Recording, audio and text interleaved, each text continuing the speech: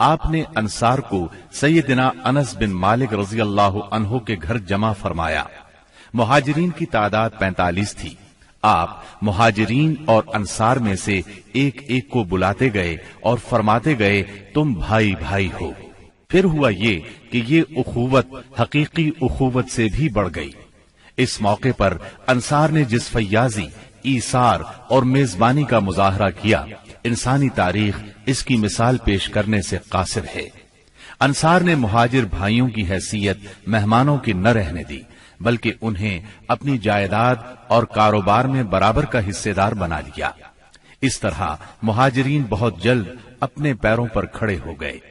مہاجرین سے یہ انصار کی محبت ہی کا نتیجہ تھا کہ انہوں نے نبی صلی اللہ علیہ وسلم پر اپنے کھجوروں کے باغات پیش کیے کہ آپ ان باغات کو ان کے اور مہاجرین کے درمیان تقسیم کر دیں۔ آپ نے انکار فرمایا تو انصار نے مہاجرین سے کہا آپ لوگ کام کر دیا کریں، ہم پھلوں میں آپ لوگوں کو شریک کر لیں گے۔ آپ صلی اللہ علیہ وسلم نے اس تجویز کو پسند فرمایا۔ سیدنا سعد بن ربیع رضی اللہ عنہ بڑے مالدار انصاری تھے۔ انہوں نے اپنے مہاجر بھائی سیدنا عبد الرحمن بن عوف رضی اللہ عنہ سے کہا میرا مال آدھا آدھا تقسیم کر لو، میری 2 بیویاں ہیں، دیکھو جو تمہیں پسند ہو مجھے بتلا دو، میں اسے طلاق دے دیتا ہوں، عدت گزر جائے تو اس سے شادی کر لینا۔ یہ سن کر سیدنا عبد الرحمن بن عوف رضی اللہ عنہ نے فرمایا اللہ آپ کے اہل اور مال میں برکت دے، مجھے آپ بازار کا راستہ بتا دیں۔ انہوں نے بنو قینقاع کے بازار کا پتہ بتلا دیا۔ یہ بازار چلے گئے، محنت مزدوری کی، واپسی پر ان کے پاس کچھ فاضل پنیر اور گھی تھا۔ پھر تھوڑے ہی دن گزرے تھے کہ انہوں نے مال بھی کمایا اور ایک انصاری عورت سے شادی بھی کی۔ مدینے میں مسلمانوں کے علاوہ 2 اور جماعتیں بھی تھیں۔ یہ دونوں جماعتیں ہر لحاظ سے مسلمانوں سے مختلف تھیں۔ ان کا عقیدہ، دین، مصلحتیں، ضروریات، جذبات اور احساسات بالکل مسلمانوں کے خلاف تھے، اور یہ دونوں جماعتیں تھیں مشرکین اور یہود کی۔ چنانچہ نبی اکرم صلی اللہ علیہ وسلم نے ایک عہد و پیمان مسلمانوں کے مابین کرایا اور ایک دوسرا عہد و پیمان مسلمانوں اور مشرکین نیز مسلمانوں اور یہود کے درمیان کرایا، اور اس بارے میں ایک تحریر بھی لکھی گئی جس کے خاص خاص نکات یہ ہیں۔ نمبر 1، قریش اور یثرب کے مومنین و مسلمین اور ان کے ماتحت ہو کر ان کے ساتھ ملنے والے اور جہاد کرنے والے بقیہ لوگوں سے الگ ایک امت ہیں۔ نمبر 2، ان کی دیت کی ادائیگی اور قیدی کی رہائی اہل ایمان کے درمیان سابق دستور کے مطابق ہوگی، اور یہ فدیے اور دیت میں اہل ایمان کی مدد کریں گے۔ نمبر 3، یہ لوگ مفسد، ظالم اور باغی کے خلاف ایک ہاتھ ہو کر اٹھیں گے، چاہے وہ ان کی اپنی اولاد ہی کیوں نہ ہو۔ نمبر 4، کوئی مومن کسی مومن کو کافر کے بدلے قتل نہیں کرے گا اور نہ کسی مومن کے خلاف کسی کافر کی مدد کرے گا۔ نمبر 5، اللہ کا ذمہ ایک ہے، لہذا ایک معمولی آدمی کا دیا ہوا ذمہ بھی سارے مسلمانوں پر لاگو ہوگا۔ نمبر 6، جو یہود مسلمانوں کے پیروکار ہو جائیں ان کی مدد کی جائے گی اور وہ دوسرے مسلمانوں کی طرح ہوں گے۔ نمبر 7، مسلمانوں کی صلح ایک ہوگی۔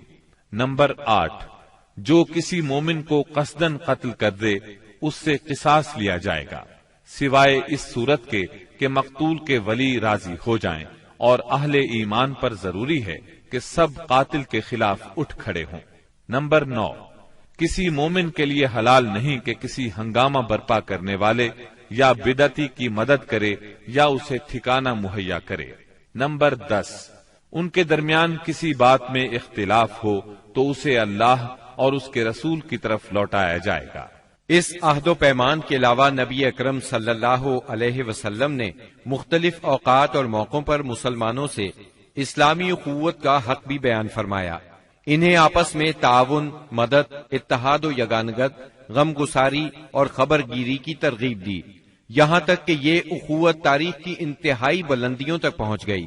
باقی رہے مشرکین تو ان کا معاملہ اور تھا۔ ان کی اکثریت اپنے سرداروں اور بڑوں سمیت مسلمان ہو چکی تھی اور ان میں اتنی سخت نہیں تھی کہ مسلمانوں کے مقابلے میں کھڑے ہو سکیں، لہٰذا ان سے نبی اکرم صلی اللہ علیہ وسلم نے یہ عہد لیا کہ کوئی مشرک قریش کی جان و مال کو پناہ نہیں دے گا اور نہ کسی مومن کے آگے اس کی حفاظت کے لیے رکاوٹ بنے گا۔ اس عہد کے بعد ان کی طرف سے کوئی اندیشہ نہ رہا۔ باقی رہے یہود، تو ان کے ساتھ نبی اکرم صلی اللہ علیہ وسلم نے جو معاہدہ کیا اس کے خاص نکات یہ ہیں۔ نمبر 1، یہود مسلمانوں کے ساتھ ایک امت ہوں گے، ان کے لیے ان کا دین اور مسلمانوں کے لیے مسلمانوں کا دین ہوگا، ان کے ذمے ان کا خرچ ہوگا اور مسلمانوں کے ذمے مسلمانوں کا خرچ ہوگا۔ نمبر 2، جو طاقت اس معاہدے کے کسی بھی فریق سے جنگ کرے گی یا یثرب پر حملہ کرے گی، سب آپس میں اس کے خلاف تعاون کریں گے اور ہر ایک اپنی جانب کا دفاع کرے گا۔ نمبر 3، اس معاہدے کے شرکاء کے درمیان خیر خواہی، خیر اندیشی اور نیکوکاری کے تعلقات ہوں گے، گناہ کے نہیں۔ نمبر 4، آدمی اپنے حلیف کے جرم میں نہیں پکڑا جائے گا۔ نمبر 5، مظلوم کی مدد کی جائے گی۔ نمبر 6، جب تک جنگ برپا رہے گی یہود بھی مسلمانوں کے ساتھ خرچ برداشت کریں گے۔ نمبر 7، اس معاہدے کے شرکاء پر یثرب میں ہنگامہ آرائی اور کشت و خون حرام ہوگا۔ نمبر 8، اگر ان میں کوئی ہنگامہ یا جھگڑا برپا ہو جائے تو اس کا فیصلہ اللہ اور اس کے رسول کریں گے۔ نمبر 9، قریش اور ان کے مددگاروں کو پناہ نہیں دی جائے گی۔ نمبر 10، یہ معاہدہ کسی ظالم یا مجرم کے لیے آڑ نہیں بنے گا۔ اس معاہدے کی روح سے یثرب کے سارے باشندے مسلمان، مشرکین اور یہود ایک ہی وحدت کی لڑی میں پرو دیے گئے۔ مدینہ اور اس کے اطراف کو ملا کر ایک آزاد اور خود مختار حکومت قائم ہو گئی۔ اس میں مسلمانوں کا کلمہ نافذ تھا اور اس کے سربراہ محمد صلی اللہ علیہ وسلم تھے۔ اس دوران 1 اور 2 ہجری میں کئی اہم واقعات پیش آئے، ان میں سے کچھ اس طرح ہیں۔ اسی دوران میں قبلے کی تبدیلی کا حکم آیا۔ مکہ مکرمہ سے ہجرت کر کے مدینہ منورہ آنے کے بعد 16 یا 17 ماہ تک مسلمان بیت المقدس کی طرف رخ کر کے نماز پڑھتے رہے۔ اب حکم آیا کہ خانہ کعبہ یعنی مسجد الحرام کی طرف منہ کر کے نماز ادا کی جائے۔ اسی سال میں رمضان المبارک کے روزے رکھنے اور زکوٰۃ ادا کرنے کے احکام نازل ہوئے۔ پھر عیدین کی نماز اور صدقۃ الفطر کا حکم دیا گیا۔ اسی سال میں پہلی عید الفطر اور پہلی عید الاضحیٰ پڑھی گئی۔ اسی سال نبی کریم صلی اللہ علیہ وسلم نے اپنی پیاری بیٹی سیدہ فاطمہ رضی اللہ عنہا کی شادی سیدنا علی رضی اللہ عنہ سے کی۔ سب سے بڑھ کر یہ کہ اسی سال میں مسلمانوں پر حکم الہی سے جہاد فرض کیا گیا اور مسلمانوں کو اپنے دفاع کا حق دیا گیا۔ مکہ معظمہ میں صرف تبلیغ کا حکم تھا، اب اپنے تحفظ میں تلوار اٹھانے کا حکم آ گیا۔ چنانچہ سریوں اور غزوات کا آغاز ہوا۔ جن جنگوں میں آپ نے کسی صحابی کو امیر لشکر بنا کر بھیجا وہ سریہ کہلاتی ہے، اور جن جنگی مارکوں میں آپ خود امیر لشکر ہوئے وہ غزوہ کہلاتے ہیں۔ تاریخ اسلام میں غزوات کی تعداد 21 سے لے کر 27 تک بیان کی جاتی ہے، جبکہ سریوں کی تعداد اس سے کہیں زیادہ ہے۔ اس سال کے دوران کئی غزوات ہوئے، لیکن سب سے مشہور غزوہ بدر ہے۔ نبی کریم صلی اللہ علیہ وسلم جب ہجرت کر کے مدینہ منورہ پہنچے تو ان دنوں مدینے میں ایک نہایت دولت مند اور با اثر شخص عبداللہ بن ابی تھا۔ ہجرت سے پہلے انصار میں اس کا بہت اثر و رسوخ تھا۔ انصار اسے اپنا سردار بنانے والے تھے، بلکہ اس کی تاج پوشی کے لیے ایک تاج بنوا لیا گیا تھا۔ اسی دوران میں آپ صلی اللہ علیہ وسلم ہجرت کر کے مدینہ پہنچے اور انصار کے دونوں قبائل نے آپ کے ہاتھ پر بیعت کر لی، اور میثاق مدینہ کے ذریعے سے یہودیوں نے بھی آپ کی قیادت کو تسلیم کر لیا۔ اس سے عبداللہ بن ابی کی سرداری کے منصوبے دھرے کے دھرے رہ گئے۔ اس بنا پر اس نے آپ کی مخالفت پر کمر باندھ لی۔ ادھر مشرکین مکہ جو اسلام، مسلمانوں اور رسول اللہ صلی اللہ علیہ وسلم کی دشمنی میں جل بھن رہے تھے، انہوں نے عبداللہ بن ابی کو ایک دھمکی آمیز خط تحریر کیا۔ اس خط میں انہوں نے 2 ٹوک الفاظ میں لکھا، آپ لوگوں نے ہمارے صاحب کو پناہ دے رکھی ہے، اس لیے ہم اللہ کی قسم کھا کر کہتے ہیں یا تو آپ لوگ اس سے لڑائی کریں یا اسے نکال دیں، یا پھر ہم اپنی پوری جمعیت کے ساتھ آپ لوگوں پر چڑھائی کر کے آپ کے سارے جنگجوؤں کو قتل کر دیں گے اور آپ کی عورتوں کی حرمت پامال کر دیں گے۔ جب یہ خط عبداللہ بن ابی اور اس کے ساتھیوں کو ملا تو وہ رسول اللہ صلی اللہ علیہ وسلم سے جنگ کے لیے تیار ہو گئے۔ نبی اکرم صلی اللہ علیہ وسلم کو اس کی خبر ہوئی تو آپ ان کے پاس تشریف لے گئے اور فرمایا، قریش کی دھمکی تم لوگوں پر بہت گہرا اثر کر گئی ہے، تم خود اپنے آپ کو جتنا نقصان پہنچا دینا چاہتے ہو قریش تمہیں اس سے زیادہ نقصان نہیں پہنچا سکتے، تم اپنے بیٹوں اور بھائیوں سے خود ہی لڑنا چاہتے ہو۔ نبی اکرم صلی اللہ علیہ وسلم کی یہ بات سن کر لوگ بکھر گئے۔ اس وقت تو عبداللہ بن ابی جنگ کے ارادے سے باز آ گیا، کیونکہ اس کے ساتھی ڈھیلے پڑ گئے تھے یا بات ان کی سمجھ میں آ گئی تھی، لیکن حقیقت میں قریش کے ساتھ اس کے تعلقات خفیہ طور پر قائم رہے، کیونکہ مسلمانوں اور مشرکین کے درمیان شر اور فساد کا کوئی موقع وہ ہاتھ سے جانے نہیں دینا چاہتا تھا۔ پھر اس نے اپنے ساتھ یہود کو بھی ملا رکھا تھا تاکہ اس معاملے میں ان سے بھی مدد حاصل کرے، لیکن وہ تو نبی صلی اللہ علیہ وسلم کی حکمت تھی جو رہ رہ کر شر و فساد کی آگ کو بجھا دیتی تھی۔ مسلمانوں کی ہجرت اور مدینے میں ان کی کامیابی سے کفار مکہ بہت تل ملا رہے تھے اور مدینے پر چڑھائی کے بہانے ڈھونڈ رہے تھے۔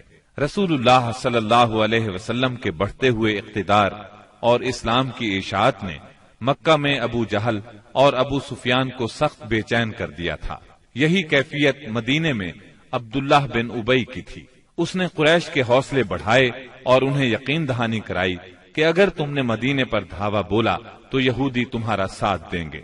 مسلمان جب سے مدینہ آئے تھے خطرات بڑھتے جا رہے تھے اور ان کے سروں پر منڈلا رہے تھے۔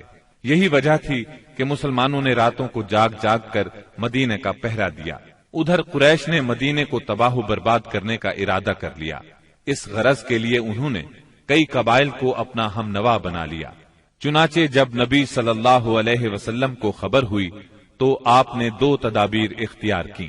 پہلی یہ کہ قریش کی شامی تجارت بند کر دی جائے تاکہ وہ مجبور ہو کر مدینے پر حملہ آور ہونے کا ارادہ ترک کر دیں۔ دوسرے یہ کہ مدینے کے آس پاس کے قبیلوں سے امن و امان کا معاہدہ کیا جائے تاکہ قریش جنگ مسلط کریں تو انہیں غیر جانبدار رکھا جا سکے۔ جب اللہ تعالی کی طرف سے جہاد اور قتال کی اجازت دی گئی تو رسول اللہ صلی اللہ علیہ وسلم نے کئی ایک سرایہ بھیجے اور غزوات میں حصہ لیا۔ ان کی مختصر تفصیل کچھ یوں ہے۔ اس سلسلے میں پہلا سریہ جو رسول اللہ صلی اللہ علیہ وسلم نے بھیجا وہ سریہ سیف البحر کہلاتا ہے۔ اسے آپ نے رمضان 1 ہجری بمطابق مارچ 623 عیسوی میں بھیجا اور اپنے چچا سیدنا حمزہ بن عبد المطلب رضی اللہ عنہ کو اس سریے کا امیر بنایا اور 30 مہاجرین کو ان کے زیر کمان شام سے آنے والے ایک قریشی قافلے کا پتہ لگانے کے لیے روانہ فرمایا۔ اس قافلے میں 300 آدمی تھے جن میں ابو جہل بھی تھا۔ مسلمان ایس کے اطراف میں ساحل سمندر کے پاس پہنچے تو قافلے کا سامنا ہو گیا اور دونوں فریق جنگ کے لیے صف آرا ہو گئے۔ قریب تھا کہ جنگ ہو جاتی لیکن قبیلہ جوہینا کے سردار نے بیچ بچاؤ کرا دیا۔ دونوں فریق واپس چلے گئے۔ یہ اسلامی تاریخ کا پہلا سریہ اور پہلا فوجی عمل تھا۔ اس کا جھنڈا سفید تھا اور یہ اسلامی تاریخ کا پہلا جھنڈا تھا۔ اس کے علم بردار سیدنا ابو مرصد کناز بن حسین غنوی رضی اللہ عنہ تھے۔ اس کے بعد پے در پے سریے روانہ کیے گئے۔ چنانچہ شوال 1 ہجری میں سیدنا عبیدہ بن حارث رضی اللہ عنہ کو 60 مہاجرین کے ساتھ بطن رابغ کی وادی میں بھیجا گیا۔ وہاں ابو سفیان سے سامنا ہوا جو 200 آدمیوں کے ساتھ تھا۔ دونوں طرف سے تیر چلے لیکن جنگ نہ ہوئی۔ پھر ذی قعد 1 ہجری میں سیدنا سعد بن ابی وقاص رضی اللہ عنہ کو 20 مہاجرین کے ساتھ خرار کی طرف بھیجا گیا۔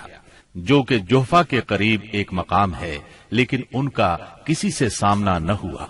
इसके बाद सफर 2 हिजरी में 70 मुहाजिरीन के साथ रसूलुल्लाह सल्लल्लाहु अलैहि वसल्लम खुद निकले और अबवा या वद्दान तशरीफ ले गए।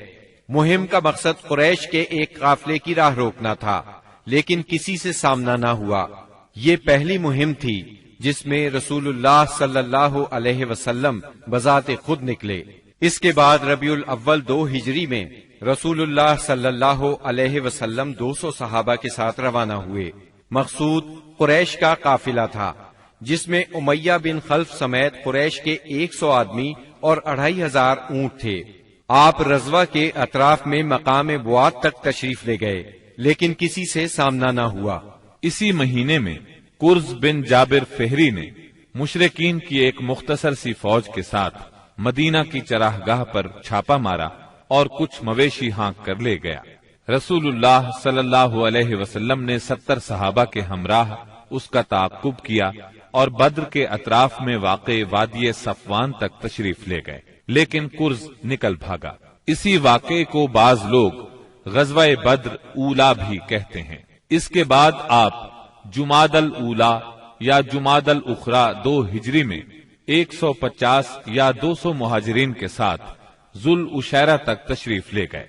मकसूद कुरैश के एक काफिले को रोकना था जो मुल्क शाम जा रहा था, लेकिन आपके पहुंचने से पहले वो जा चुका था। इस सफर में आपने बनु मुदलिज और उनके हलीफ बनु जमरा से जंग न करने का मुआहदा किया। फिर रजब 2 हिजरी में नबी अकरम सल्लल्लाहु अलैहि वसल्लम ने सैयदना अब्दुल्ला बिन जहश असदी रजी अल्लाह अन्हु को 12 मुहाजिरीन के साथ मक्का और ताइफ के दरमियान एक मकाम नखला की तरफ रवाना किया।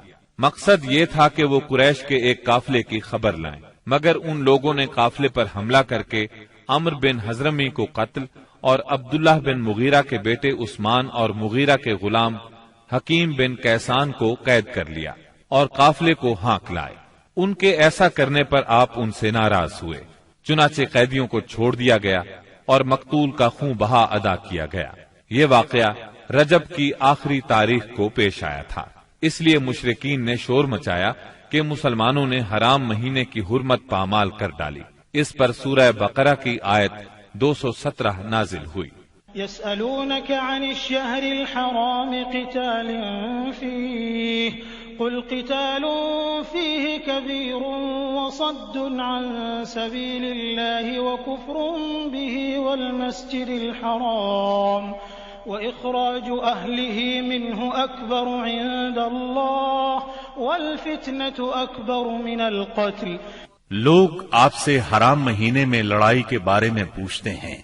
आप कह दीजिए, इसमें जंग करना बड़ा गुनाह है और अल्लाह की राह से रोकना और उसके साथ कुफ्र करना, मस्जिद हराम से रोकना और उसके बाशिंदों को वहां से निकालना, ये सब अल्लाह के नजदीक और ज्यादा बड़ा जुर्म है और फितना कत्ल से बढ़कर है। ये थी जंगी नक्लो हरकत जो मदीना मुनव्वरा और इसके अतराफ के अमन की हिफाजत के लिए नबी सल्लल्लाहु अलैहि वसल्लम और मुसलमानों ने कायम कर रखी थी। इससे कुरैश को ये बतलाना भी मकसूद था कि अगर वो अपने शर से बाज ना आए तो अंजाम बुरा होगा, लेकिन वो अपनी खुदसरी और तकब्बुर में बढ़ते ही चले गए। चुनाचे बदर के मैदान में उन्होंने इसकी सजा पा ली और जजा बहरहाल घाटे ही की थी। 17 रमजान 2 हिजरी को ग़ज़वा-ए बद्र हुआ। ये कुरैश और मुसलमानों के दरमियान पहला फैसला कुन मारिका था। इसका सबब ये हुआ कि रसूलुल्लाह सल्लल्लाहु अलैहि वसल्लम जिस काफिले के लिए जुल उशैरा तक तशरीफ ले गए थे और वो बचकर शाम चला गया था, आप सल्लल्लाहु अलैहि वसल्लम उसकी ताक में थे और उसकी खबर लाने के लिए आपने शाम के मकाम हौरा तक तलहा बिन उबैदुल्ला और सईद बिन ज़ैद रज़ियल्लाहु अन्हुमा को भेजा। चुनांचे जैसे ही ये काफिला वहां से गुजरा, उन्होंने फौरन मदीना मुनव्वरा खबर पहुंचाई। इस काफिले में अहले मक्का की बड़ी दौलत थी, यानी 1000 ऊंट, जिन पर कम अज कम 262 किलो सोने की मालियत का सामान था और उसकी हिफाजत के लिए सिर्फ 40 आदमी थे। خبر ملتے ہی رسول اللہ صلی اللہ علیہ وسلم نے صحابہ کرام رضی اللہ عنہم کو نکلنے کی دعوت دی، تاہم نکلنا ضروری نہیں قرار دیا۔ چنانچہ اس دعوت پر 313، 314 یا 317 صحابہ نے لبیک کہا۔ ان میں 82 یا 83 یا پھر 86 مہاجرین تھے اور بقیہ انصار، اور پھر انصار میں سے 61 قبیلہ اوس سے تھے اور 170 قبیلہ خزرج سے تھے۔ انہوں نے مکمل تیاری بھی نہیں کی تھی۔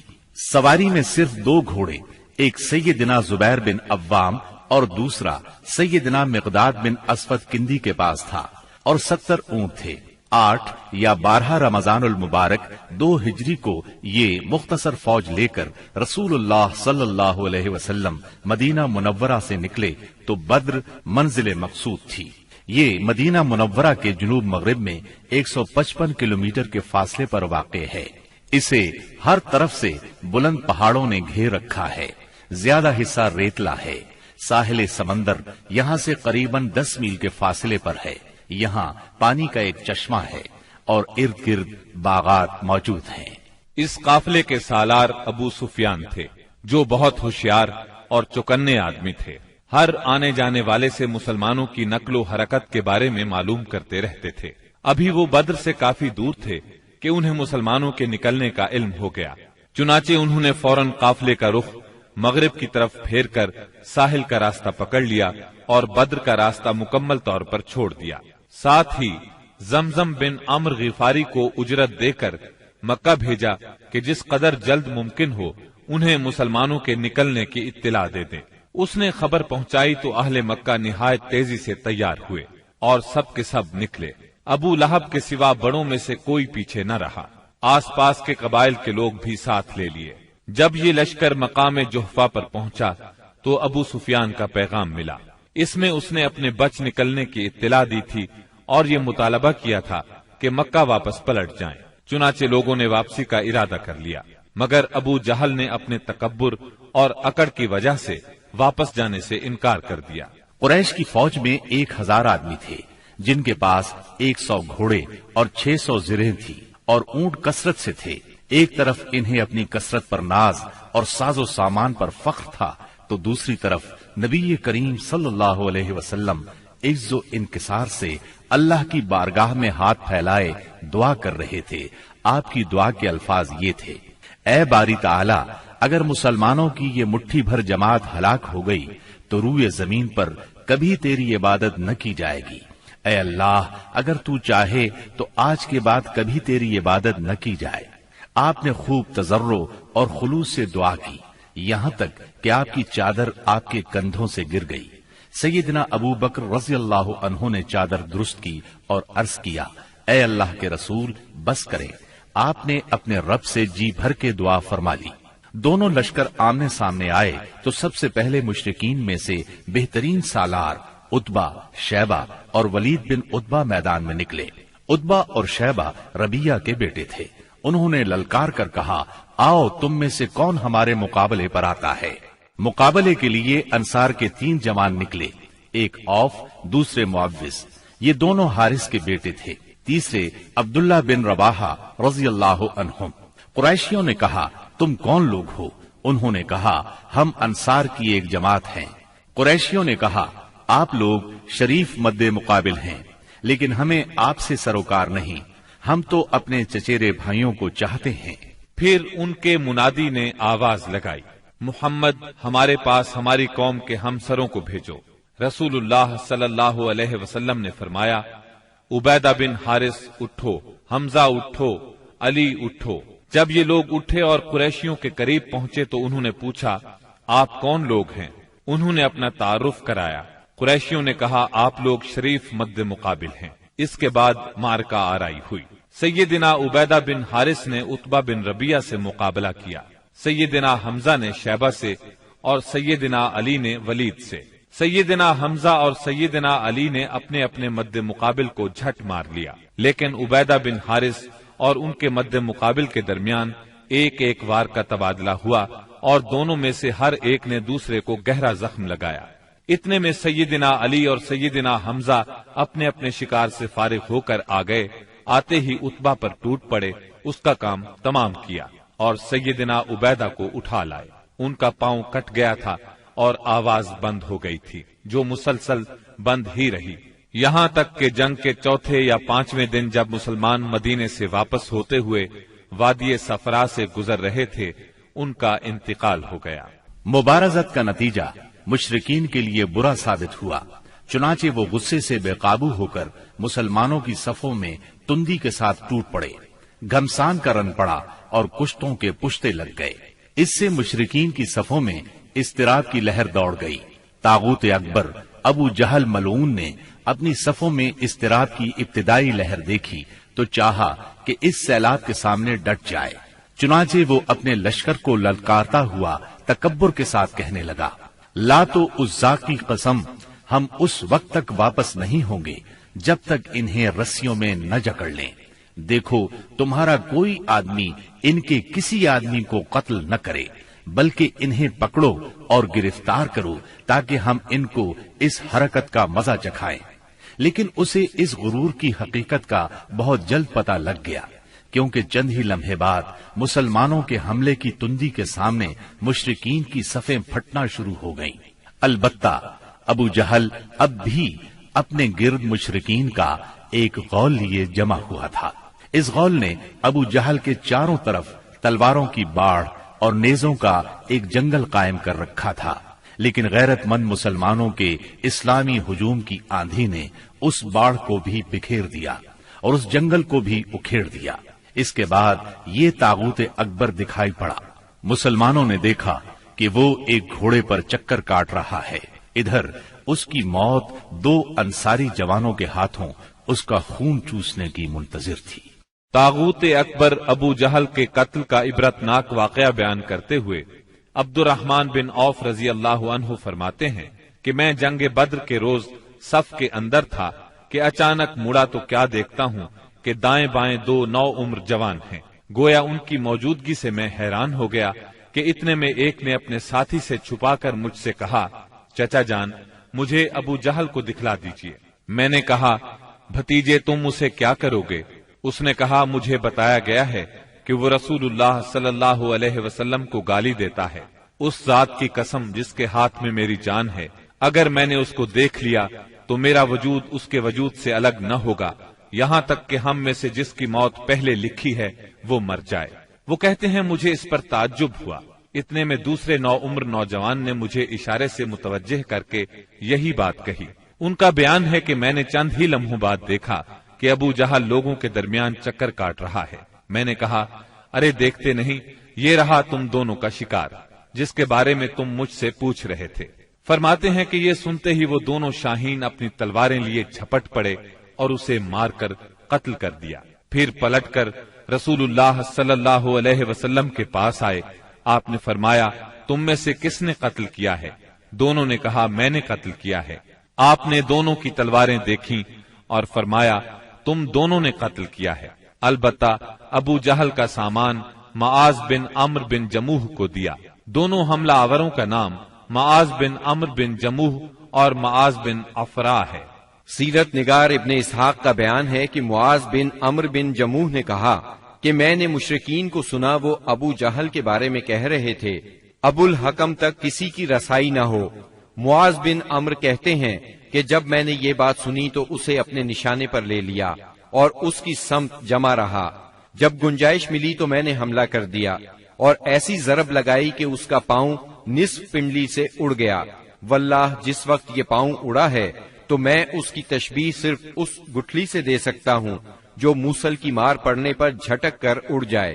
कहते हैं कि इधर मैंने अबू जहल को मारा और उधर उसके बेटे इकरमा ने मेरे कंधे पर तलवार चलाई, जिससे मेरा हाथ कटकर मेरे बाजू के चमड़े से लटक गया और लड़ाई में मुखिल होने लगा। मैं इसे अपने साथ घसीटते हुए सारा दिन लड़ा, लेकिन जब वो मुझे अजियत पहुंचाने लगा तो मैंने इस पर अपना पांव रखा और इसे जोर से खींचकर अलग कर दिया। इसके बाद अबू जहल के पास मुअव्विज बिन अफरा पहुंचे। वो जख्मी था। उन्होंने इसे ऐसी जरब लगाई कि वो वहीं ढेर हो गया, सिर्फ सांस आती जाती रही। इसके बाद मुअव्विज बिन अफरा खुद भी लड़ते हुए शहीद हो गए। جب معرکہ ختم ہو گیا تو رسول اللہ صلی اللہ علیہ وسلم نے فرمایا، کون ہے جو دیکھے کہ ابو جہل کا انجام کیا ہوا؟ اس پر صحابہ کرام اس کی تلاش میں بکھر گئے۔ عبداللہ بن مسعود رضی اللہ عنہ نے اسے اس حالت میں پایا کہ ابھی سانس آ جا رہی تھی۔ انہوں نے اس کی گردن پر پاؤں رکھا اور سر کاٹنے کے لیے داڑھی پکڑی اور فرمایا، او اللہ کے دشمن، آخر اللہ نے تجھے رسوا کیا نا؟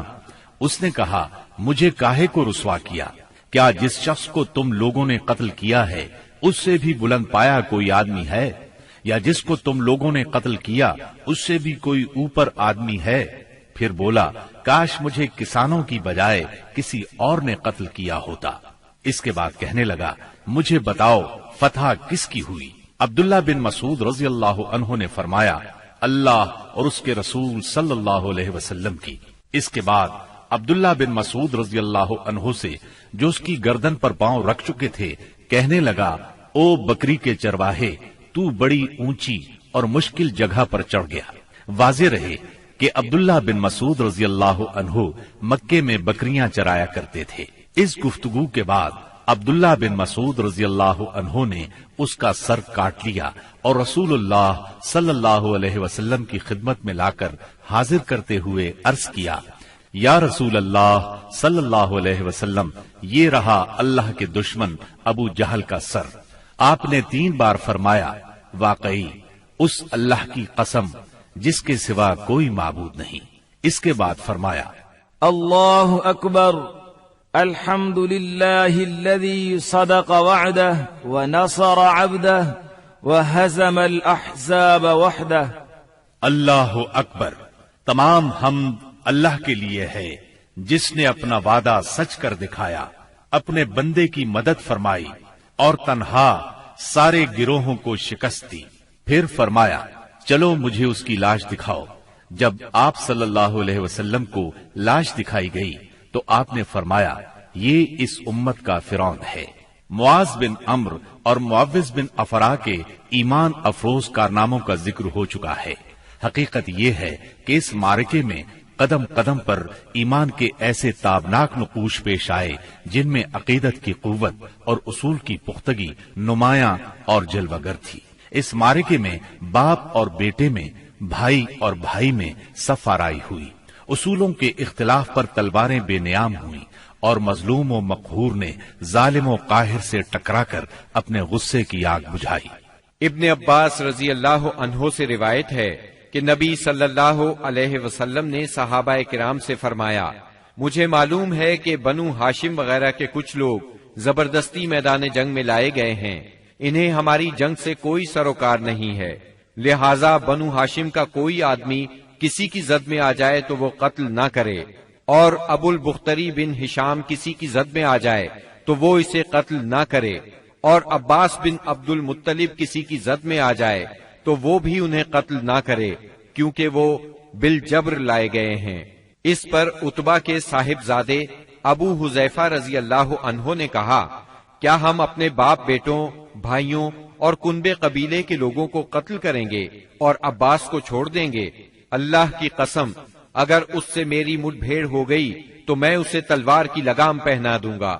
یہ خبر رسول اللہ صلی اللہ علیہ وسلم کو پہنچی تو آپ نے عمر بن خطاب رضی اللہ عنہ سے فرمایا، کیا رسول اللہ صلی اللہ علیہ وسلم کے چچا کے چہرے پر تلوار ماری جائے گی؟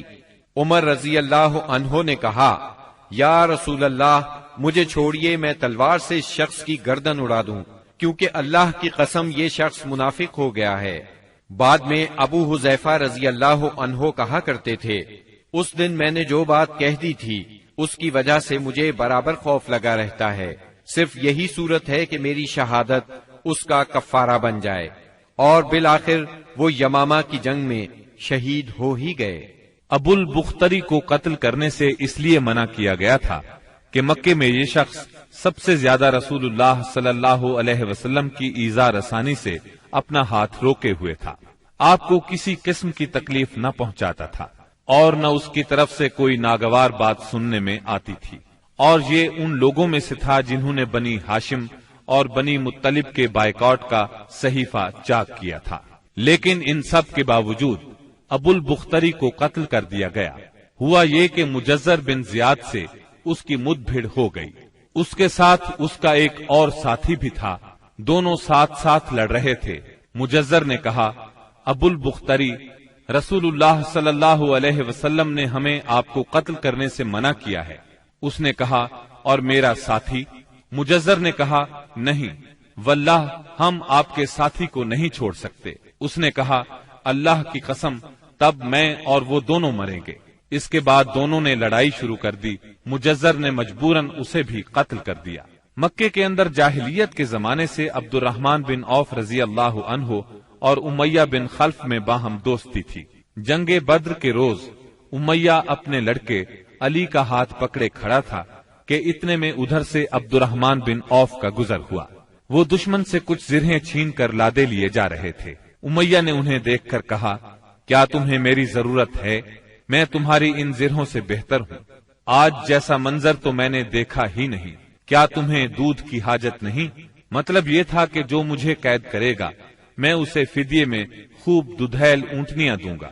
یہ سن کر عبد الرحمن بن عوف رضی اللہ عنہ نے زرہیں پھینک دی اور دونوں کو گرفتار کر کے آگے بڑھے۔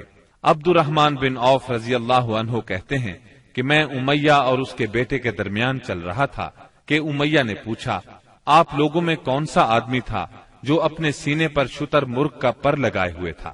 میں نے کہا، وہ حمزہ بن عبد المطلب رضی اللہ عنہ تھے۔ امیہ نے کہا، یہی شخص ہے جس نے ہمارے اندر تباہی مچا رکھی تھی۔ سیدنا عبد الرحمن رضی اللہ عنہ کہتے ہیں کہ واللہ میں ان دونوں کو لیے جا رہا تھا کہ اچانک بلال رضی اللہ عنہ نے امیہ کو میرے ساتھ دیکھ لیا تو انہوں نے کہا، او ہو کفار کا سرغنہ امیہ بن خلف، اب یا تو میں بچوں گا یا یہ بچے گا۔ میں نے کہا، اے بلال رضی اللہ عنہ، یہ میرا قیدی ہے۔ انہوں نے کہا، اب یا تو میں رہوں گا یا یہ رہے گا۔ پھر نہایت بلند آواز سے پکارا، اے اللہ کے مددگارو، یہ رہا کفار کا سرغنہ امیہ بن خلف، اب یا تو میں رہوں گا یا یہ رہے گا۔ عبد الرحمن بن عوف رضی اللہ عنہ کہتے ہیں کہ اتنے میں لوگوں نے ہمیں گھیرے میں لے لیا۔ میں ان کا بچاؤ کر رہا تھا مگر ایک آدمی نے تلوار سے اس کے بیٹے کے پاؤں پر ضرب لگائی اور وہ وہیں گر گیا۔ ادھر امیہ نے اتنے زور سے چیخ ماری کہ میں نے ویسی چیخ کبھی سنی ہی نہ تھی۔ میں نے کہا، نکل بھاگو، مگر آج بھاگنے کی گنجائش نہیں۔ اللہ کی قسم میں تمہارے کچھ کام نہیں آ سکتا۔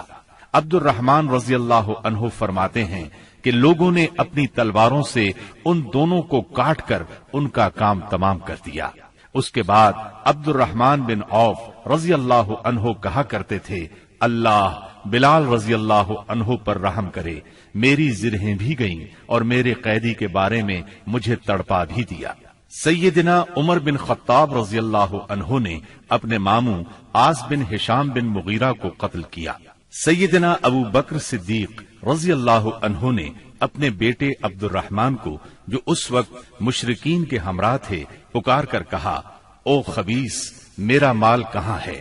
عبد الرحمن نے جواب میں ایک شعر کہا جس کا ترجمہ یوں ہے، ہتھیار، تیز رو گھوڑے اور اس تلوار کے سوا کچھ باقی نہیں جو بڑھاپے کی گمراہی کا خاتمہ کرتی ہے۔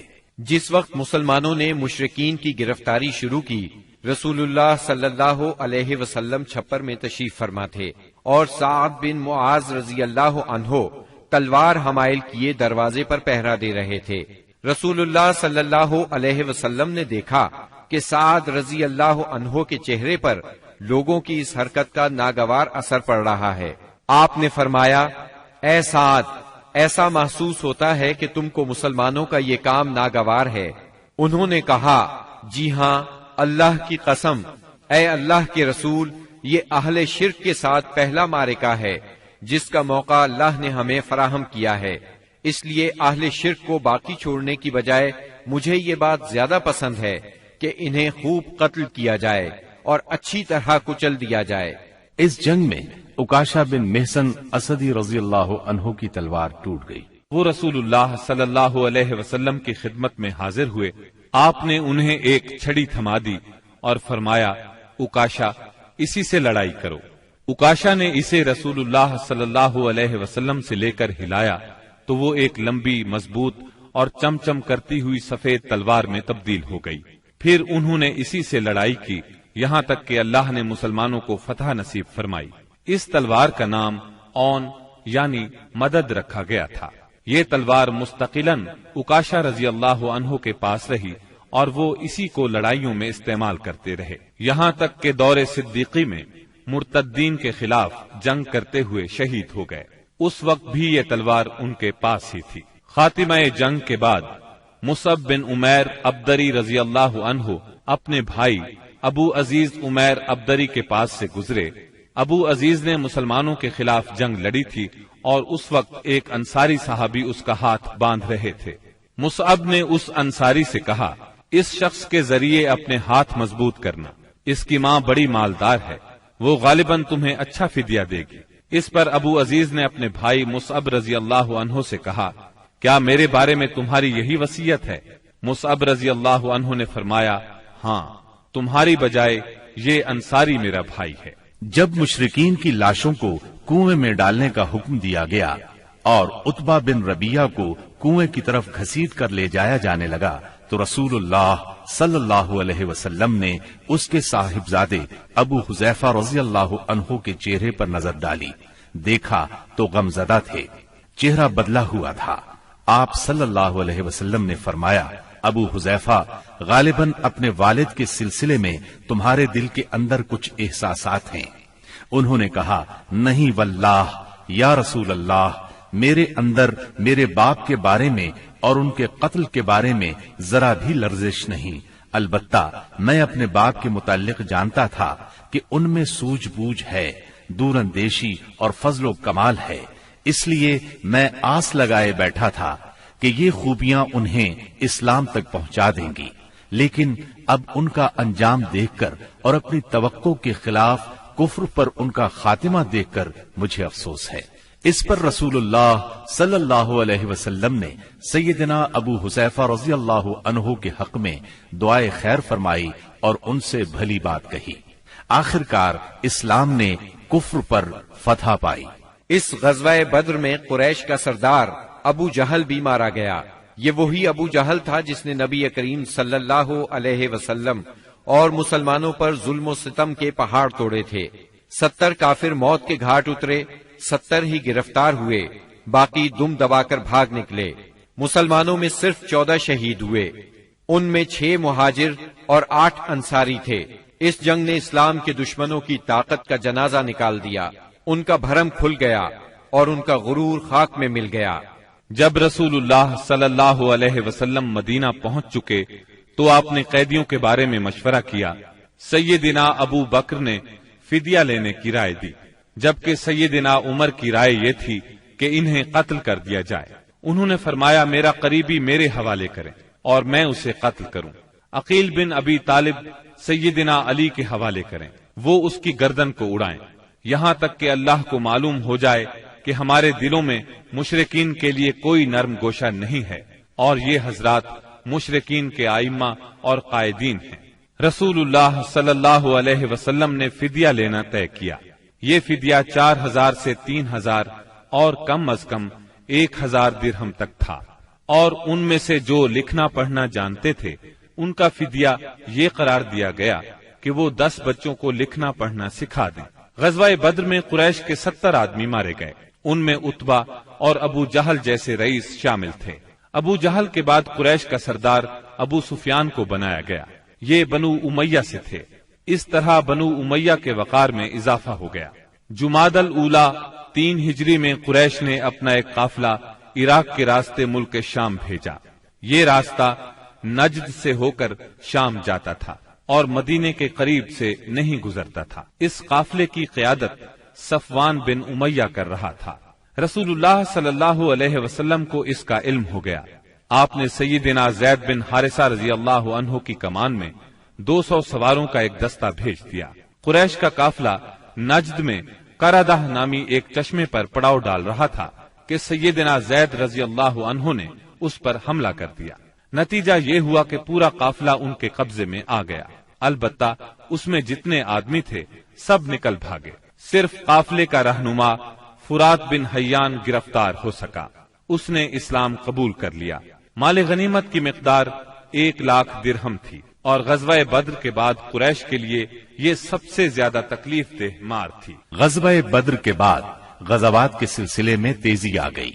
3 ہجری میں غزوہ بحران، غزوہ غطفان، غزوہ حمیر الاسد اور غزوہ احد اس سال کامیابی سے لڑے گئے۔ البتہ غزوہ احد واحد غزوہ ہے جس میں مسلمانوں کو بہت تکلیف دہ صورتحال کا سامنا کرنا پڑا۔ اپنی ایک غلطی کی وجہ سے وقتی طور پر شکست کا منہ دیکھنا پڑا۔ بدر میں ذلت آمیز شکست اور قریش کے بڑے بڑے سرداروں کے قتل کے بعد مکہ معظمہ کے ہر گھر میں کوہرام مچ گیا۔ اب قریش کے سردار ابو سفیان تھے۔ ان کی یہ ذمہ داری تھی کہ وہ غزوہ بدر کے مقتولین کا انتقام لیں۔ چنانچہ مشرکین نے بدر سے واپسی پر منت مانی کہ وہ جب تک مسلمانوں سے بدر کا انتقام نہیں لیں گے غسل جنابت نہیں کریں گے۔ ایک روز ابو جہل کا بیٹا اکرمہ مقتولین کے رشتہ داروں کو ساتھ لے کر ابو سفیان کے پاس گیا اور کہا، محمد نے ہماری قوم کو فنا کر دیا ہے، اب ہم نے تہیہ کر لیا ہے کہ مسلمانوں کا نام صفحہ ہستی سے حرف غلط کی طرح مٹا کر دم لیں گے۔ اس طرح قریش کے شعلہ فشاں شاعروں نے انتقام کی آگ کو خوب ہوا دی۔ اس طرح سارا عرب گویا آتش فشاں بن گیا۔ ادھر مسلمان بھی یہ بات اچھی طرح جانتے تھے کہ قریش مکہ اپنے 70 سرداروں کا انتقام ضرور لیں گے۔ چنانچہ مسلمان کفار مکہ کی سرگرمیوں سے باخبر رہنے کی پوری کوشش کر رہے تھے۔ شوال 3 ہجری میں رسول اللہ صلی اللہ علیہ وسلم کو اطلاع ملی کہ قریش کا لشکر مدینہ منورہ کی طرف بڑھ رہا ہے اور اس کی تعداد 3000 ہے۔ اس پر آپ نے صحابہ کرام رضی اللہ عنہم سے مشورہ کیا۔ اکثر مہاجرین اور تجربہ کار صحابہ نے مشورہ دیا کہ خواتین کو ایک محلے میں جمع کر دیا جائے اور شہر کے اندر رہ کر مقابلہ کیا جائے۔ عبداللہ بن ابی منافق نے بھی یہی رائے دی، لیکن نوجوان صحابہ کے ایک گروہ نے اس بات پر اصرار کیا کہ شہر سے نکل کر دشمن کا مقابلہ کیا جائے۔ دراصل یہ نوجوان صحابہ کم عمر ہونے کی وجہ سے غزوہ بدر میں شرکت نہیں کر سکے تھے، اس لیے ان پر جوش طاری تھا۔ نبی اکرم صلی اللہ علیہ وسلم گھر تشریف لائے اور زرہ پہن کر باہر تشریف لے گئے۔ اب لوگوں کو ندامت محسوس ہوئی کہ کیوں شہر سے باہر جا کر لڑنے کا مشورہ دیا۔ چنانچہ انہوں نے کہا، اگر آپ پسند فرمائیں تو شہر میں رہ کر دشمن سے مقابلہ کیا جائے۔ جواب میں آپ نے فرمایا، رسول کو زیبا نہیں کہ ہتھیار پہن کر بغیر قتال کے اتار دے۔ چنانچہ آپ 1000 کا لشکر لے کر مدینہ منورہ سے نکلے۔ اس کے بعد نبی صلی اللہ علیہ وسلم نے لشکر کو 3 حصوں میں تقسیم کیا۔ مہاجرین کا دستہ، اس کا پرچم سیدنا مصعب بن عمیر رضی اللہ عنہ کو عطا کیا۔ قبیلہ اوس کا دستہ، اس کا علم اسید بن حزیر رضی اللہ عنہ کو عطا فرمایا۔ تیسرا قبیلہ خزرج کا دستہ، اس کا علم حباب بن منذر رضی اللہ عنہ کو عطا فرمایا۔ پورا لشکر 1000 مردان جنگی پر مشتمل تھا، جن میں 100 زرہ پوش اور 50 شاہ سوار تھے۔ سیدنا ابن ام مکتوم رضی اللہ عنہ کو اس کام پر مقرر فرمایا کہ وہ مدینے کے اندر رہ جانے والے لوگوں کو نماز پڑھائیں گے۔ اس کے بعد کوچ کا اعلان فرمایا اور لشکر نے شمال کا رخ کیا۔ سیدنا سعد بن معاذ اور سعد بن عبادہ رضی اللہ عنہما زرہ پہنے نبی صلی اللہ علیہ وسلم کے آگے آگے چل رہے تھے۔ رات احد اور مدینے کے درمیان بسر کی۔ طلوع فجر سے کچھ پہلے آپ پھر چل پڑے اور مقام شوط پہنچ کر نماز فجر ادا کی۔ اسی جگہ سے عبداللہ بن ابی منافق اپنے 300 ساتھیوں کے ساتھ الگ ہو گیا۔ اس نے یہ کہتے ہوئے مدینہ منورہ کا رخ کیا، آپ نے ہماری رائے کو کوئی اہمیت نہیں دی، اس لیے ہم واپس جاتے ہیں۔ اس بغاوت اور واپسی کے بعد رسول اللہ صلی اللہ علیہ وسلم نے باقی ماندہ لشکر کو لے کر، جس کی تعداد 700 تھی، دشمن کی طرف قدم بڑھایا۔ دشمن کا پڑاؤ آپ کے اور احد کے درمیان کئی سمت سے حائل تھا، اس لیے آپ نے دریافت کیا کہ کوئی آدمی ہے جو ہمیں دشمن کے پاس سے گزرے بغیر کسی قریبی راستے سے لے چلے۔ اس کے جواب میں ابو خیثمہ رضی اللہ عنہ نے عرض کیا، یا رسول اللہ، میں اس خدمت کے لیے حاضر ہوں۔ پھر انہوں نے ایک مختصر راستہ اختیار کیا۔ وہاں پہنچ کر نبی کریم صلی اللہ علیہ وسلم نے آگے بڑھ کر وادی کے آخری سرے پر واقع احد پہاڑ کی گھاٹی میں نزول فرمایا اور وہیں اپنے لشکر کا کیمپ لگوایا۔ سامنے مدینہ تھا اور پیچھے احد کا پہاڑ۔ اس طرح دشمن کا لشکر مسلمانوں اور مدینے کے درمیان حد فاصل بن گیا۔ یہاں پہنچ کر رسول اللہ صلی اللہ علیہ وسلم نے لشکر کی ترتیب و تنظیم قائم کی اور جنگی نقطۂ نظر سے اسے کئی صفوں میں تقسیم فرمایا۔ ان کی کمان سیدنا عبداللہ بن جبیر بن نعمان رضی اللہ عنہ کے سپرد کی اور انہیں وادی کنات کے جنوبی کنارے پر واقع ایک چھوٹی سی پہاڑی پر، جو اسلامی لشکر کے کیمپ سے کوئی 150 میٹر جنوب مشرق میں واقع ہے اور اب جبل رومات کے نام سے مشہور ہے، تعینات فرمایا اور انہیں ہدایات دیتے ہوئے فرمایا، اگر تم لوگ دیکھو کہ ہمیں پرندے اچک رہے ہیں تو بھی اپنی جگہ نہ چھوڑنا یہاں تک کہ میں بلا بھیجوں، اور اگر تم دیکھو کہ ہم نے قوم کو شکست دی ہے اور انہیں کچل دیا ہے تو بھی اپنی جگہ نہ چھوڑنا یہاں تک کہ میں بلا بھیجوں۔ باقی لشکر کی ترتیب یہ تھی: دائیں جانب والے لشکر پر سیدنا منذر بن عمرو مقرر تھے اور بائیں جانب والے لشکر پر زبیر بن عوام، اور ان کا معاون سیدنا مقداد بن اسود کو بنایا گیا۔ سیدنا زبیر کو یہ مہم بھی سونپی گئی کہ وہ خالد بن ولید کے شاہ سواروں کی راہ روکے رکھیں۔ اس ترتیب کے علاوہ صف کے اگلے حصے میں ایسے ممتاز اور منتخب بہادر مسلمان رکھے گئے جن کی جاں بازی اور دلیری کا شہرہ تھا اور جنہیں ہزاروں کے برابر مانا جاتا تھا۔ یہ منصوبہ بڑی باریکی اور حکمت پر مبنی تھا، جس سے نبی کریم صلی اللہ علیہ وسلم کی فوجی قیادت کی عبقریت کا پتہ چلتا ہے اور ثابت ہوتا ہے کہ کوئی کمانڈر کیسا ہی بالیاقت کیوں نہ ہو، آپ سے زیادہ باریک اور باحکمت منصوبہ تیار نہیں کر سکتا۔ یہ تھی نبی کریم صلی اللہ علیہ وسلم کی لشکر کی ترتیب و تنظیم، جو 7 شوال 3 ہجری کی صبح عمل میں آئی۔ ادھر مشرکین نے بھی صف بندی ہی کے اصول پر اپنے لشکر کو منظم کیا تھا۔ ان کا سپہ سالار ابو سفیان تھا، جس نے قلب لشکر میں اپنا مرکز بنایا تھا۔ دائیں جانب خالد بن ولید سالار تھے، جو ابھی مشرک تھے، اور بائیں جانب کا سالار اکرمہ بن ابو جہل تھا۔ پیدل فوج کی کمان صفوان بن امیہ کے پاس تھی اور تیر اندازوں پر عبداللہ بن ربیہ مقرر ہوئے۔ جھنڈا بنو عبد الدار کی ایک چھوٹی سی جماعت کے ہاتھ میں تھا۔ اس کے بعد دونوں فریق آمنے سامنے اور قریب آ گئے اور لڑائی کا مرحلہ شروع ہو گیا۔ جنگ کے پہلے مرحلے کی ابتدا مشرکین کے علمبردار طلحہ بن ابی طلحہ سے ہوئی۔ اس نے مسلمانوں کو للکارا۔ اس کی للکار سن کر سیدنا زبیر رضی اللہ عنہ فوراً صف سے نکل کر آگے آئے، اس کے مقابل ہوئے، بڑھ کر ایک بھرپور وار کیا۔ طلحہ فوراً ہی جہنم رسید ہو گیا۔ طلحہ کے گرتے ہی جھنڈا اس کے بھائی عثمان نے اٹھا لیا اور مسلمانوں کو مقابلے کے لیے پکارا۔ اب سیدنا حمزہ رضی اللہ عنہ آگے بڑھے اور عثمان کے کندھے پر اس زور سے تلوار ماری کہ کمر تک اتر گئی۔ اس طرح قریش کے 12 علمبردار یکے بعد دیگرے قتل ہوئے۔ پھر عام لڑائی شروع ہوئی۔ گھمسان کی جنگ چھڑ گئی۔ اس میں مسلمانوں کا پلہ بھاری رہا۔ مشرکین شکست کھا کر بھاگ نکلے۔ انہیں جوش دلانے والی عورتیں بھی بھاگ کھڑی ہوئیں۔ مسلمانوں نے مشرکین کو گھیر لیا، انہیں مارنے لگے، ساتھ ساتھ مال غنیمت لوٹنے لگے۔ ایسے میں درے پر موجود 50 تیر اندازوں سے وہ غلطی ہو گئی جس نے لڑائی کا پانسا پلٹ دیا۔ ہوا یوں کہ نبی اکرم صلی اللہ علیہ وسلم نے ان 50 تیر اندازوں کو یہ ہدایت فرمائی تھی کہ اس درے کو کسی حال میں نہ چھوڑنا، لیکن جب مسلمانوں کو کامیابی ہوئی، کافر بھاگنے لگے اور مسلمان انہیں مارنے کاٹنے کے ساتھ ساتھ مال غنیمت بھی لوٹنے لگے، تو انہوں نے بھی درہ چھوڑ دیا اور مال غنیمت لوٹنے کے لیے دوڑ پڑے۔ تیر اندازوں کے سردار سیدنا عبداللہ بن جبیر رضی اللہ عنہ نے انہیں روکنے کی کوشش کی، لیکن وہ مال غنیمت کی طرف متوجہ ہو گئے۔ قریشی فوج میں خالد بن ولید موجود تھے۔ انہیں اللہ نے غضب کی جنگی مہارت عطا کی تھی۔ انہوں نے اپنی مہارت سے فوراً بھانپ لیا کہ موقع بہت اچھا ہے، مسلمانوں پر اس درے کی طرف سے حملہ کر دینا چاہیے۔ چنانچہ انہوں نے اپنے دستے کو ساتھ لیا اور چکر کاٹ کر درے تک پہنچ گئے۔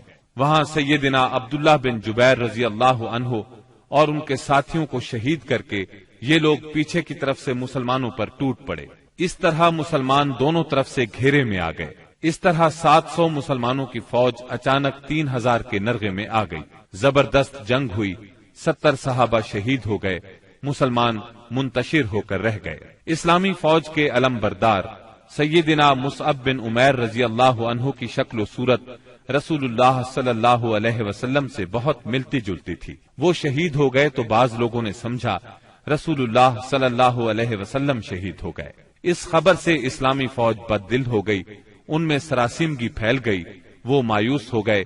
بڑے بڑے بہادروں کی طاقت جواب دے گئی۔ کچھ دیر بعد اتفاق سے کعب بن مالک رضی اللہ عنہ نے رسول اللہ صلی اللہ علیہ وسلم کو دیکھ لیا۔ وہ بلند آواز سے پکارے، مسلمانوں، رسول اللہ صلی اللہ علیہ وسلم زندہ ہے۔ مسلمان اس طرف لپکے اور آپ کو حلقے میں لے لیا۔ لڑائی کے دوران میں ایک پتھر آپ صلی اللہ علیہ وسلم کی پیشانی مبارک پر لگا، اس سے زرہ کی 2 کڑیاں آپ کی پیشانی میں دھس گئیں۔ ایک اور پتھر آ کر لگا، اس سے آپ کے 2 دانت شہید ہو گئے۔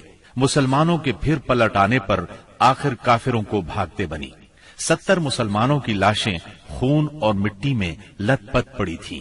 کفار نے انتقام کی آگ کو اس طرح ٹھنڈا کیا کہ ان میں سے اکثر کے ناک اور کان کاٹ لیے۔ آپ کے چچا سیدنا حمزہ رضی اللہ عنہ کی ناش کے بھی ناک کان کاٹ ڈالے گئے۔ سرور کائنات صلی اللہ علیہ وسلم نے چچا کی لاش دیکھی تو آپ دیدہ ہو گئے، تاہم صبر فرمایا۔ قریش مکہ کے لیے دعا فرمائی، اے اللہ میری قوم کو ہدایت فرما کیونکہ وہ مجھے نہیں جانتے۔ اس کے بعد آپ مسلمان زخمیوں اور شہیدوں کی خبر لینے کے لیے میدان میں تشریف لائے۔ بعض لوگ اس وقت تک بعض شہداء کو مدینے کی طرف لے چلے تھے۔ آپ نے انہیں حکم دیا کہ انہیں ان کی شہادت گاہوں میں واپس لایا جائے اور سارے شہداء کو غسل اور نماز جنازہ کے بغیر ان کے کپڑوں ہی میں دفن کیا جائے۔ آپ نے 2 اور 3 شہیدوں کو ایک ہی قبر میں دفن کیا، اور ایسا بھی ہوا کہ 2 شہیدوں کو ایک ہی کپڑے میں دفن کیا گیا۔ درمیان میں اسخر گھاس ڈال دی گئی۔ لحد میں اس شخص کو آگے کیا جسے قرآن زیادہ یاد تھا۔ آپ نے فرمایا، میں ان لوگوں کے بارے میں قیامت کے دن گواہی دوں گا۔ لوگوں نے سیدنا حنظلہ بن ابی عامر رضی اللہ عنہ کی لاش اس حالت میں پائی کہ وہ زمین سے اوپر اٹھی ہوئی تھی اور اس سے پانی ٹپک رہا تھا۔ رحمت دو عالم صلی اللہ علیہ وسلم نے فرمایا، فرشتے انہیں غسل دے رہے ہیں۔ ان کا واقعہ یہ ہے کہ ان کی نئی شادی ہوئی تھی، بیوی کے ساتھ ہی تھے کہ جنگ کی دعوت کانوں میں پڑی۔ وہ بیوی کو چھوڑ کر سیدھے میدان جنگ میں آ گئے، پھر حالت جنابت ہی میں لڑتے ہوئے شہید ہو گئے۔ چنانچہ فرشتوں نے انہیں غسل دیا، اس لیے انہیں غسیل الملائکہ کہا جاتا ہے۔ سیدنا حمزہ رضی اللہ عنہ کو اتنی چھوٹی چادر میں دفنا دیا گیا کہ اگر سر ڈھانکا جاتا تو پاؤں کھل جاتے تھے اور پاؤں ڈھانکے جاتے تو سر کھل جاتا تھا۔ چنانچہ پاؤں پر ازخر گھاس ڈال دی گئی۔ یہی صورتحال سیدنا مصعب بن عمیر رضی اللہ عنہ کے ساتھ پیش آئی۔ شہداء کے دفن اور ان کے لیے دعا کے بعد نبی اکرم صلی اللہ علیہ وسلم اور صحابہ کرام مدینے کی طرف چلے۔ راستے میں کچھ عورتیں ملی جن کے عزیز شہید ہوئے تھے۔ نبی صلی اللہ علیہ وسلم نے انہیں تسلی دی اور ان کے لیے دعا فرمائی۔ بنو دینار کی ایک خاتون آئی جن کے شوہر، بھائی اور باپ شہید ہو گئے تھے۔ جب انہیں ان کے عزیزوں کی شہادت کی خبر دی گئی تو بولی، رسول اللہ صلی اللہ علیہ وسلم کی کیا خبر ہے؟ انہیں بتایا گیا رسول اللہ صلی اللہ علیہ وسلم خیریت سے ہیں۔ وہ بولی، میں آپ کو دیکھنا چاہتی ہوں۔ لوگوں نے اشارے سے بتایا۔ جب ان کی نظر آپ پر پڑی تو بولی، کل مصیبت بعدک جلل، کہ آپ کے بعد ہر مصیبت ہیچ ہے۔ مدینے پہنچ کر مسلمانوں نے ہنگامی حالت میں رات گزاری۔ جسموں پر زخم ہی زخم تھے، تھکن سے بدن چور چور تھے اور غم و الم کی کیفیت طاری تھی۔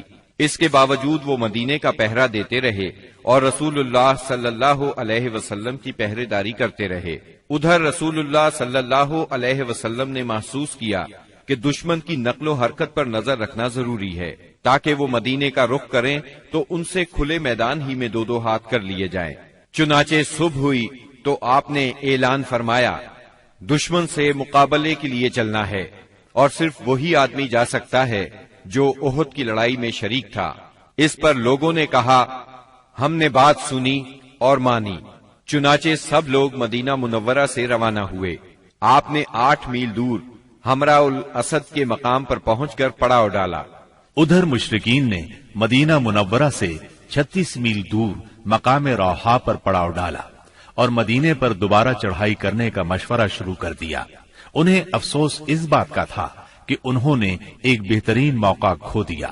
ایسے میں معبد بن ابی معبد خزائی آپ کی خدمت میں حاضر ہوا۔ یہ آپ کے خیر خواہوں میں سے تھا۔ حمراء الاسد میں آپ کے سامنے پہنچ کر اس نے احد کے واقعے پر تعزیت کی۔ آپ نے اس سے فرمایا تم جا کر ابو سفیان سے ملو اور اس کی حوصلہ شکنی کرو۔ معبد روحا پہنچا۔ اس وقت تک مشرکین مدینے کی طرف پلٹ پڑنے کا فیصلہ کر چکے تھے۔ معبد نے انہیں بری طرح ڈرایا، کہنے لگا محمد ایسی جمعیت لے کر نکلے ہیں کہ میں نے ایسی مثال پہلے نہیں دیکھی۔ وہ سب لوگ تمہارے خلاف غصے سے بھرے ہوئے ہیں، بھڑکے ہوئے ہیں۔ ان پر اس قدر جوش طاری ہے کہ میں نے ایسی مثال پہلے کبھی نہیں دیکھی۔ نیز میرا خیال ہے کہ تم کوچ کرنے سے پہلے پہلے اس لشکر کا ہراول دستہ اس ٹیلے کے پیچھے سے نمودار ہوتا ہوا دیکھ لوگے۔